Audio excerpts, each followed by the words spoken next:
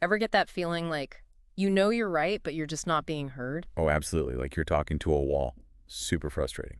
The worst. And for people on the autism spectrum, it can be even tougher getting their needs met, advocating for themselves.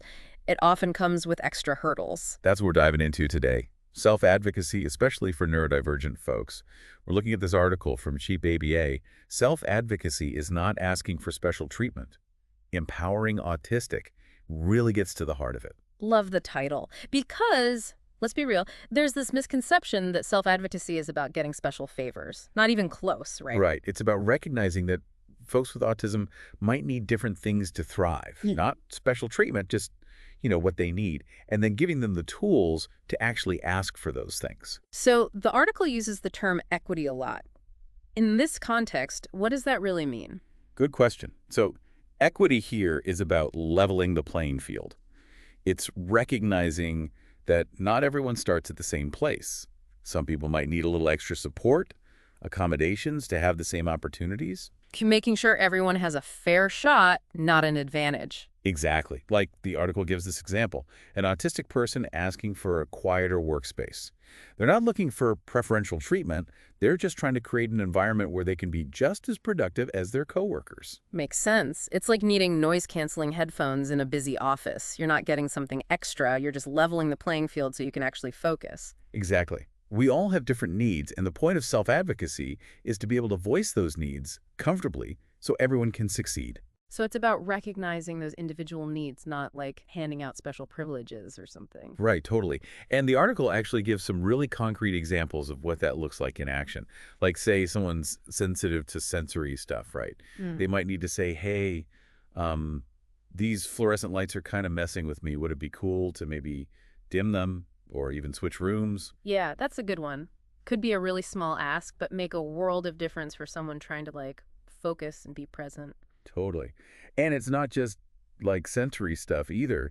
It could be about asking for accommodations in a learning setting, like extra time on a test because they process information differently, or even advocating for themselves socially, like if they miss a social cue, just saying, hey, can you explain that again? Right, just being able to say, hey, this is how my brain works best without feeling weird about it.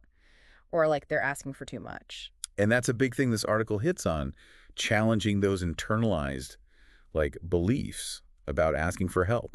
Autistic people are often told to just try harder or fit in, but that can be so, invalidating. Doesn't really help anyone. Totally. It's like telling someone who needs glasses to just try harder to see. Like, that's not how this works. Exactly. And that's where the empowerment part of self-advocacy comes in.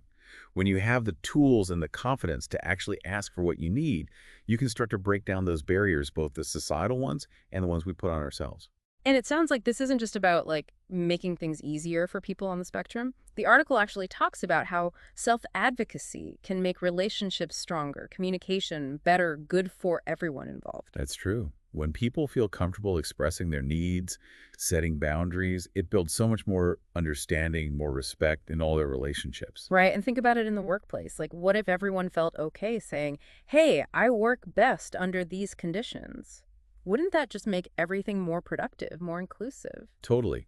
Self-advocacy isn't just about making things easier for individuals. It's about creating a more just, more equitable society for everyone. So we talked about how powerful self-advocacy can be, but it also sounds like for it to really work, we need some bigger changes, right? Like systemically. What does the article say about that? Yeah, one thing it really stresses is education. And not just like go advocate for yourself, but actually teaching people how to do it.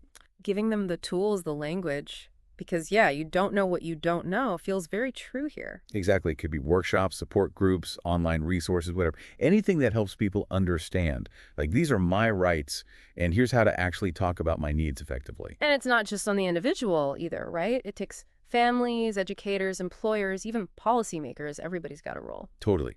We need to build environments where self-advocacy isn't just okay, it's encouraged. So that could look like, I don't know, having open conversations about accommodations in schools and workplaces, training people to understand and support neurodiversity, and really challenging those old stereotypes that are still hanging around. Yeah, because if you're always worried about being judged or dismissed, you're not going to speak up, are you? Exactly. It's about building trust so people feel safe enough to say what they need. Shifting that mindset from this is how we've always done it to how can we make this work for everybody? It's like different doesn't mean less than, right? And embracing those different needs, it actually makes everything better for everyone. Couldn't have said it better myself. When everyone feels seen, heard, valued, that's when we all thrive. It really is. So, as we wrap up this deep dive, I think it's worth thinking about our own experiences. Like, was there a time when you could have used your voice a little more? Or maybe a time you saw someone advocating for themselves in a way that really resonated? What can we take from those moments, and how can we use them to build that more inclusive, more empowering world for ourselves and everybody around us?